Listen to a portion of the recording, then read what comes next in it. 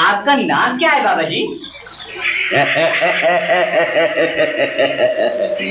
पीरे तस्मा पाहे। पीरे तस्मा पा। अच्छा अच्छा अच्छा अच्छा, आ जाइए, बैठ जाइए मेरी पीठ पर।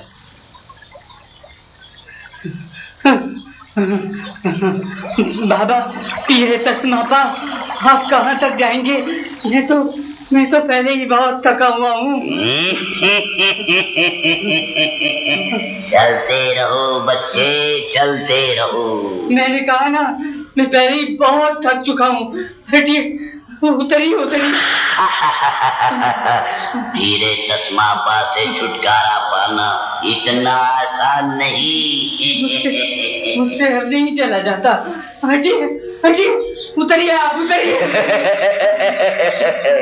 चुटकियां भरो या अपने दांत गाड़ो मेरे पैर में, अब तो मर कर ही आजाद हो सकोगे बच्चे। चलते रहो। तू मेरी नेकी का यही नाम दे रहा है, बुड्ढे पीरे तस्मा पा? नेकी बदी मैं नहीं जानता बच्चा, मैं तो सिर्फ इतना जानता हूँ, जब तक तू जिंदा है तेरी पीठ पर बैठा रहूंगा। मर जाएगा तो तेरा खून पी जाऊंगा और फिर किसी दूसरे का इंतजार करने लगूंगा। चलते रहो बच्चे, चलते रहो। या अल्लाह, कि मैं किस मुसीबत में फंस गया। चलते रहो बच्चा, चलते रहो। अब मुझे उस पेड़ के नीचे ले चलो, मैं फल खाना चाहता हूँ। अरे मेरा गला क्यों दबाया? चलता हूँ, गला छोड़ दे खबीस। चलते रहो बच्चा, चलते रहो। मनहूस बुड्ढे ने मेरा जीना हराम कर दिया था। सारा दिन तो वो पीठ पर लदा ही रहता था। कमबख्त रात को भी मेरी ही पीठ पर सोता था। खुद तो फल तोड़ कर मजे में खाता और बचा बचाया मेरे हवाले कर देता। मैं अक्सर सोचता, इस जिंदगी से तो बेहतर था कि मैं भी अपने साथियों की तरह समंदर में डूब कर मर जाता। चलते रहो बच्चे, चलते रहो।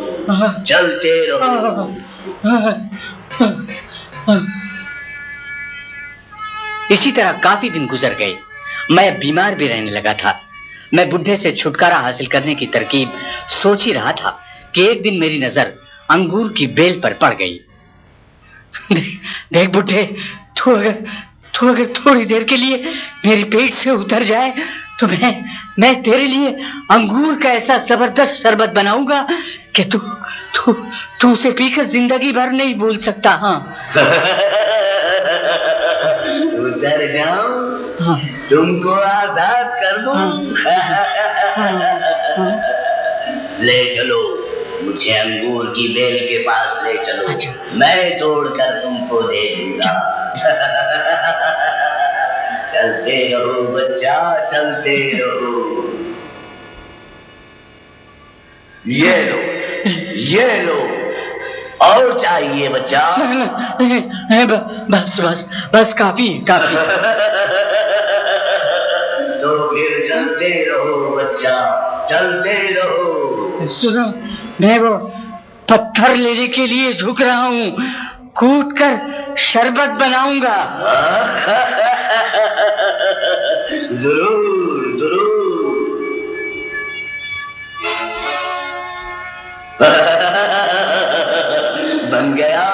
बन गया, पी जाओ। अभी नहीं, थोड़े दिनों धूप के नीचे रहने दो, पक जाएगा तो मजा और तेज हो जाएगा।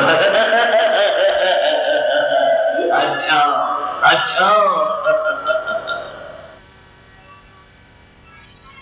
ले बुढ़े, अब पी जा पीरे तस्मा पा।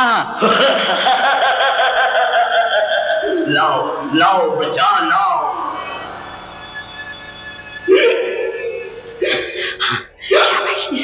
वाह बच्चे वाह, मजा आ गया। अच्छा। मुझे नींद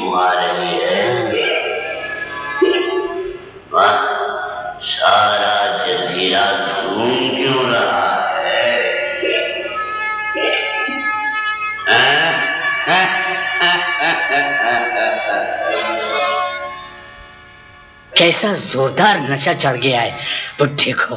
चल उतर, जा मर।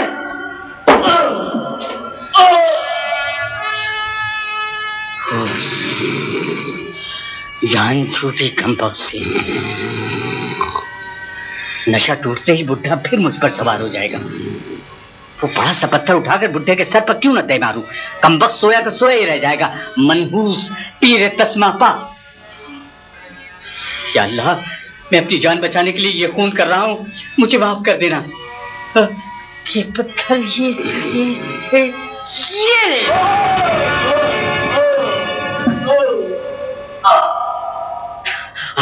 अब मुझे यहाँ से फौरन भाग जाना चाहिए, कोई और मुसीबत न गले पड़ जाए। भागो सिंबाद, भागो भागो। मैं भागता रहा और अभी मैं साहिल पर पहुंचा ही था कि मुझे एक जहाज नजर आ गया। मैंने इशारा करके जहाज को साहिल पर बुलवाया और उस पर सवार हो गया। जहाज के कप्तान और दूसरे लोगों ने जब मेरी कहानी सुनी तो वो मेरे बच जाने पर सख्त हैरान हुए। उस बदबख्त पीरे तस्मापा से बच निकलना बस आप ही का काम था सिंबाद साहब। वो अंगूर की शराब वाली तरकीब तो बहुत ही खूब थी। मैं आपकी अक्लमंदी का कायल हो गया हूं सिंबाद साहब। ये सब अल्लाह का करम है कप्तान साहब, जो सही वक्त पर सही तरकीब जहन में आ जाती है। हम थोड़े दिनों के बाद तिजारती सामान लेकर बसरे की तरफ जाने वाले।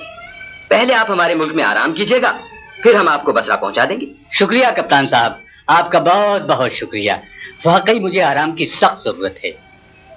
थोड़े दिनों के बाद जब जाने का वक्त करीब आने लगा तो मैंने सोचा खाली हाथ वापस जाऊंगा तो लोग क्या कहेंगे। भाई कप्तान साहब, आप लोग यहाँ किन किन चीजों का कारोबार करते हैं? हम लोग नारियल और मोती ले जाकर बाहर बेचते हैं। अच्छा, मोती भी? बात दरअसल ये है सिंबाद साहब कि मोती इस तरफ के समंदर में हैं तो बहुत, मगर गोता लगाकर निकालने वाले पैसे बहुत मांगते हैं। हम लोग नारियल बेचकर जो कमाते हैं वो इतना काफी नहीं होता कि गोता लगाने वालों को मुंह मांगे दाम दिए जा सके। नारियल की कमी है क्या? नहीं, कमी तो नहीं। हजारों नारियल के दरख्त हैं, मगर उन पर बंदरों का कब्जा है। उन पर चढ़ना, बंदरों को भगाना, फिर नारियल तोड़कर जमा करना काफी मुश्किल काम है ना। आप ऐसा कीजिए कि मुझे नारियल के दरख्तों के पास ले चलिए, मैं एक ही दिन में हजारों नारियल जमा कर दूंगा। हाँ। अच्छा, अगर ये बात है तो फिर कल ही चलिए। हैं? ये आपने इतने सारे छोटे छोटे पत्थर क्यों जमा कर लिए भाई सिंबाद? कप्तान साहब, बंदरों की फितरत है कि वो इंसानों की नकल करें। मैं बंदरों को पत्थर फेंक फेंक कर मारूंगा और आप देखिएगा कि वो हमें नारियल फेंक फेंक कर मारेंगे। न किसी को ऊपर जाने की जरूरत होगी न कुछ और। वाह वाह, खूब तरकीब सोची है। अच्छा तो फिर शुरू कीजिए। आ लीजिए, देखिए ये देखा आपने? अब आप भी मेरा साथ दीजिए। जरूर जरूर। देखिएगा, ये लीजिए। देख रहे हैं आप, देख रहे हैं आप?